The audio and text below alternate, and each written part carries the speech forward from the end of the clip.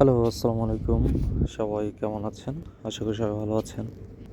Saint মার্টিনের আরেকটি video নিয়ে আসলাম। সেন্ট মার্টিন ভ্রমণ শেষ করে লাস্ট ডেতে যখন আপনারা ব্যাক করবেন, শেষ ডেতে আপনারা কি করতে পারেন শেষ সময়টুকু সেটাই আজকে জানাবো। আমরা যেটি করেছিলাম, তো আমাদের ব্যাক করার শিপ ছিল বিকেল 3টায়। তো হোটেল থেকে চেক আউট করে আমরা চলে আসি সি বিচে। সি বিচে এসে আমরা সি বিচে যে চেয়ারগুলো ছিল সেগুলো ভাড়া নেই। চেয়ারগুলো হচ্ছে আপনারা 40 টাকা 1 ঘন্টা পেয়ে যাবেন। হোটেল থেকে বের হয়ে 12টা নাগাদ যদি হচ্ছে আপনারা সি বিচে চলে আসেন, 1 ঘন্টা হচ্ছে চেয়ার ভাড়া নিতে পারেন।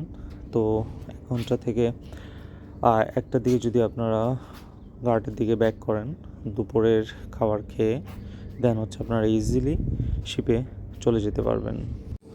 তাহলে যেটি হবে যে লাস্ট সময় আপনার খুব একটা বোরিং লাগবে না, পাশাপাশি হচ্ছে শেষ সময় সমুদ্রটা খুব সুন্দরভাবে এনজয় করতে পারবেন এবং হচ্ছে সঠিক সময়ে আপনি শিপে চলে যেতে পারবেন।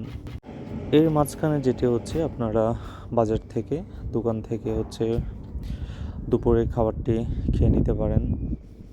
সেন্ট মার্টিন দ্বীপে ফুটবল খেলা আপনি যদিও না খেলতে পারেন, যদি ওইরকম সুযোগ না থাকে, বাট হচ্ছে এরকম সুন্দর দৃশ্যগুলো উপভোগ করতে পারেন। সি বিচের ধারে ফুটবল খেলা, তো আমরা ফুটবল খেলাটি এনজয় করছিলাম, খুবই ভালো লাগছিল। পাশাপাশি এই সময়টুকু অনেকেই দেখলাম সাইকেল নিয়ে ঘুরে বেড়াচ্ছে।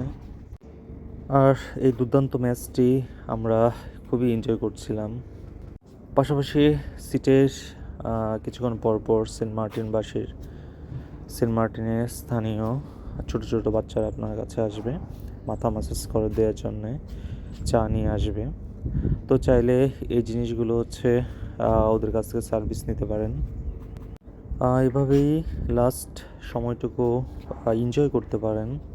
আমরা যেটি করেছিলাম, আমার মনে হয় যদি এভাবে লাস্ট সময়টুকু এনজয় করেন আপনাদের খুবই ভালো লাগবে।